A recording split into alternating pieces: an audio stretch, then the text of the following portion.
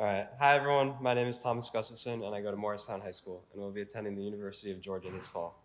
And happy Mother's Day to all the moms, but special shout out to my mom.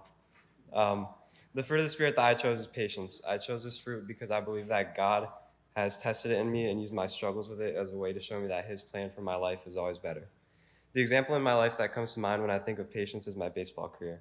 Growing up, I was obsessed with baseball. It was my main sport, and I was really dedicated to getting better at it. By the time high school came around, I'd made it my life goal to become a college pitcher. And that mission was going fine until the summer after my freshman year. In one tournament that season, my body suddenly forgot how to throw a strike. I'd try to make a good pitch, but my body would tense up and the ball would go flying anywhere but the strike zone. That tournament, I pitched a total of 2 innings, and I hit 8 batters with the pitch. And if you know anything about baseball, you know that just doesn't happen unless something is seriously up.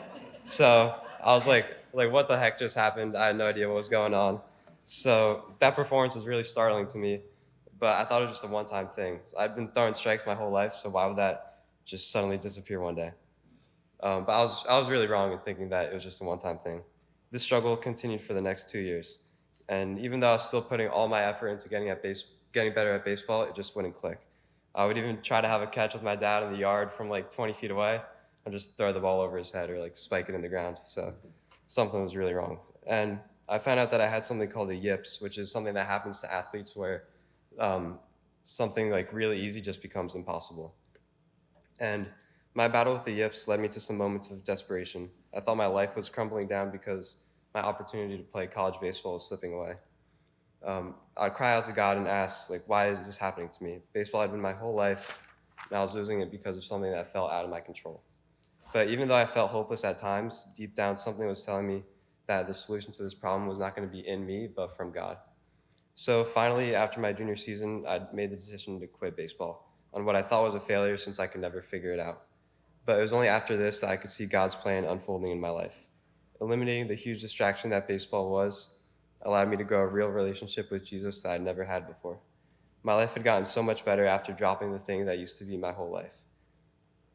I didn't see it during the struggle, but God's plans for my life were bigger and better than my baseball career could have ever been, and I'm grateful for the way it all turned out.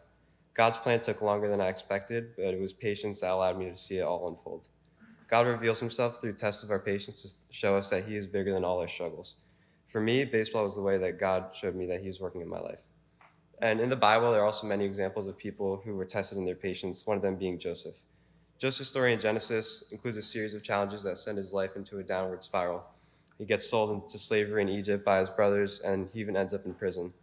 But even when he feels his life slipping away, instead of losing hope, he remains patient, and God rewards him. After 7 years of this struggle, he ends up as Pharaoh's second in command, and he helps save his family from a famine. If Joseph had lost his patience, he would not have been able to receive these blessings in his life. It can be really hard to have patience when life isn't going your way. When the struggles keep coming, it can be hard to remain hopeful for the future. But the Apostle James encourages us in these moments, saying, "Consider it pure joy, my brothers and sisters, whenever you face trials of many kinds, because you know that the testing of your faith produces perseverance. Let perseverance finish its work so that you may be mature and complete, not lacking anything." That's James chapter 1, verses 2 through 4.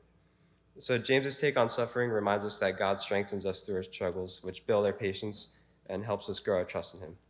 I wouldn't have grown so much in my faith if it weren't for my hardships in baseball. If you're someone who's currently facing a similar situation that I was, stay patient for God's plan to reveal itself. In knowing that God works all things for good, it's important to be patient and know that God will make it all work out in time.